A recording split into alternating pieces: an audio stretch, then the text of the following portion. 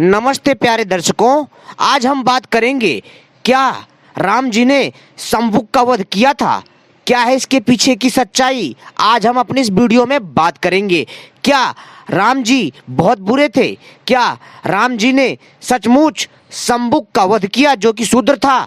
क्या है इसके पीछे की पूरी कथा, क्या है इस कहानी का असली सच, आज हम जानेंगे अपनी इस वीडियो में।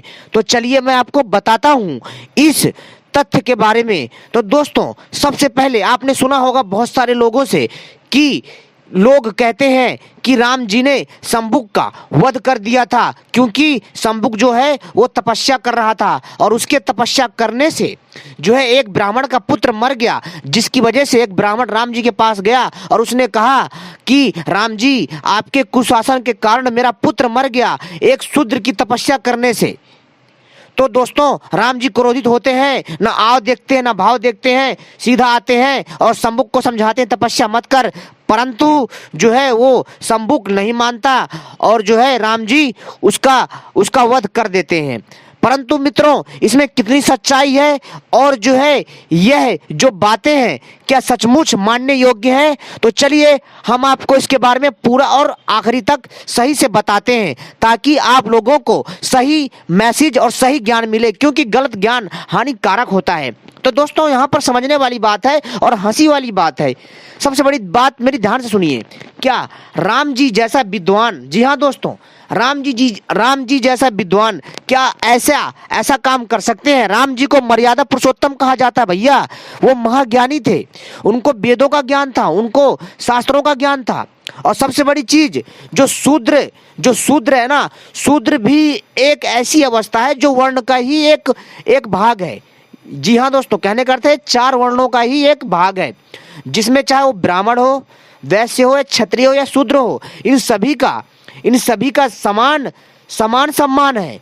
और इनके जो वर्ण है ये काम के आधार पर हैं, इनके कर्म के आधार पर हैं, ना कि जन्म के आधार पर हैं। और दोस्तों, इस विषय पे ना आकर के हम आते हैं अपने मुद्दे की बात पर। दोस्तों, राम जी ने शंभुक का वध नहीं किया, जी हाँ दोस्तों। और जो ये कहानी है कि राम जी ने शंभुक का वध करा, तो दोस्तों ये कहानी झूठी है। ये रामायण के उत्तरकांड में अंकित है। जी हाँ दोस्तों, जो रामायण है उसमें जो है ये 7वें कांड में आती है, जो उत्तरकांड है, जो कि भगवान राम का जो असली रामायण है, जो प्रमाणिक है, वो है महर्षि वाल्मीकि जी की रामायण। जी हाँ दोस्तों, ये बाल कांड से शुरू होती है और युद्ध कांड तक समाप्त होती है। और रामायण में पहले जो है सीमित पन्ने थे, पेज थे, जो कि बाद में उनकी संख्या बढ़ती गई। बहुत सारे जो उस टाइम के विद्वान थे उन्होंने अपने हिसाब से मिलावट करी। फिर मुगलों का समय आया, अंग्रेजों का समय आया, उन्होंने भी भारी मात्रा में इसमें मिलावट करवाया ताकि जो भारतीय समाज है आपस में जातिवाद के नाम पर लड़ता रहे, मरता रहे, एक दूसरे को ऊंचा नीचा छुआछूत करके मारते रहे और जो है राजनीतिक रोटियां सेकते रहे। ये है इसकी असली सच्चाई, समझ रहे हो बात? तो दोस्तों, सबसे बड़ी चीज, और जो व्यक्ति विद्वान हो, पढ़ा लिखा हो, वो इस तरह का काम नहीं कर सकते। जी हाँ दोस्तों, और वो शंभुक का वध नहीं कर सकते। शंभुक जो है वह जो पात्र लिया गया है, ये एक काल्पनिक पात्र है। और जो उत्तरकांड में ऐसी बहुत सारी बेकार बातें जो लिखी हैं जो कि मानने योग्य नहीं है भाई। तो दोस्तों, आपको इस चीज का विशेष ध्यान रखना है कि ये जो बातें हैं इन पर ध्यान नहीं देना है। और दूसरी चीज, यार एक बात बताइए, तपस्या करने से किसी का बेटा कैसे मर जाएगा? तो हंसने वाली बात है, मूर्खों वाली बात है। और इसमें उत्तरकांड में मिलावट की गई है और उत्तरकांड तो बाद में जोड़ा गया रामायण में। रामायण जो असली है वाल्मीकि जी की, और यही रामायण आपको बाली में मिलेगी, यानी इंडोनेशिया में मिलेगी, थाईलैंड में मिलेगी, और अलग अलग देशों में भी आपको जो है 6 कांड ही मिलेंगे। परंतु भारत में इसमें भारी मात्रा में मिलावट की गई है। जो ओरिजिनल रामायण है महर्षि वाल्मीकि जी की, वही प्रमाणिक है। जी हाँ दोस्तों, और महर्षि वाल्मीकि जी की जो रामायण है वो बाल कांड से लेकर के युद्ध कांड तक है, यानी 6 कांड है इसमें। इसके अलावा 7वां कांड था ही नहीं, वो बाद में जोड़ा गया। अब आप समझ सकते हो कितनी गहरी साजिश है भारतीय समाज को बांटने की और तोड़ने की। ये तो वही बात हो गई भाई कि जो है मतलब ना कि आपने किसी को मना कर दिया कि गोलगप्पा मत खाना, नहीं तो जो पड़ोसी का बेटा जो है वो बचेगा नहीं, और आपने गोलगप्पा खा लिया और उसका पड़ोसी का बेटा बचा नहीं। कैसे होता है क्या? ये जो है ये है दोस्तों, ये बेलॉजिकल बातें हैं और घटिया बातें हैं, बकवास है, और ये कहानी भी कल्पना है, ठीक है।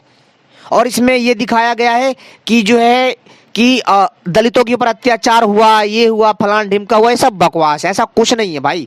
दलित शब्द तो अभी गढ़ा गया गांधी जी के कालखंड में, जिस टाइम पर अंग्रेजों का शासन था, उस टाइम पर ये दलित नाम का शब्द गढ़ा गया। और राम जी यार मर्यादा पुरुषोत्तम है, वो शास्त्रों के ज्ञाता हैं। और सोचो, आप खुद सोचिए, जो कि सिर्फ भारत के ही नहीं है अपितु भाई राम जी के कालखंड में पूरी धरती सनातनी थी, कोई दूसरा धर्म नहीं था। आप मानो चाहे ना मानो, आप चाहो तो गूगल पर भी सर्च कर लेना, मेरी बात झूठ लगे तो। मैं सच के आधार पर और सबूतों के आधार पर बात करने वाला व्यक्ति हूं। मुझे ये सब देखकर बड़ा दुख होता है कि लोग जो है कैसी कैसी बातें करते हैं। और कई तो ऐसे महान हैं कि जो है इस झूठी कहानी को प्रमोट करते हैं। विरोधी भी प्रमोट करते हैं, समर्थक भी प्रमोट करते हैं, कहते हैं कि वो धर्म के अनुसार उसके आचरण नहीं था इसलिए राम जी ने मार दिया। और कुछ कह रहे हैं कि राम जी जो है अत्याचारी थे, शूद्र को जो है वो आगे बढ़ता नहीं देख सकते थे, उन्होंने एक बेगुनाह की हत्या कर दी। अरे मूर्खों, थोड़ी विवेक लगाओ, बुद्धि लगाओ। किसी की तपस्या करने से किसी का बेटा कैसे मर जाएगा? और राम जी का कुशासन कैसे हो गया? अरे राम जी ने तो भाई साहब बड़े बड़े राक्षसों का वध करा है, धरती को शैतानों से बचाया है, मानवता की रक्षा करी है। राम जी ने संदेश दिया भाई भाई में प्यार कैसा होना चाहिए, भाई बहन में प्यार कैसा होना चाहिए, और पिता और पुत्र का प्रेम कैसा होना चाहिए, माँ बेटे का प्रेम कैसा होना चाहिए। जो एक वचन पर 14 वर्ष का वनवास भोगने चला गया अपने बाप के कहने पर, अपने पिताजी के कहने पर, और अपनी माँ के वचन को पूरा करने के लिए, और उसने सिंहासन पर लात मार दी है। वो राम जी ऐसा काम करेंगे? आप सोच भी कैसे सकते हो हैं? और जिनके परम भक्त श्री हनुमान जी बाबा, महाज्ञानी, महाविद्वान,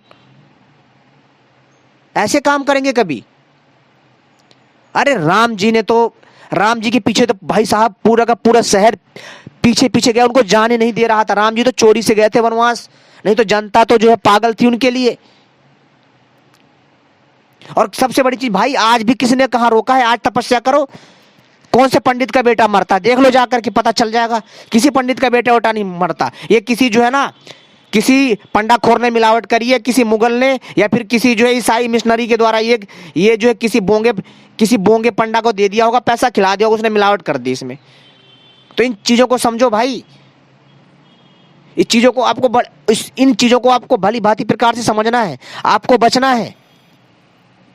और मैं बहुत जल्द इसका पार्ट 2 लेकर के आऊंगा, वीडियो बनाऊंगा तो जो है ज्यादा लंबी हो जाएगी, तो इस चीज को ध्यान रखिए भाई। राम जी ने किसी शंभुक का वध नहीं करा है, ये काल्पनिक पात्र है, ये भारतीय समाज को तोड़ने का जो है षड्यंत्र चल रहा है, इससे आप बचिए, ठीक है।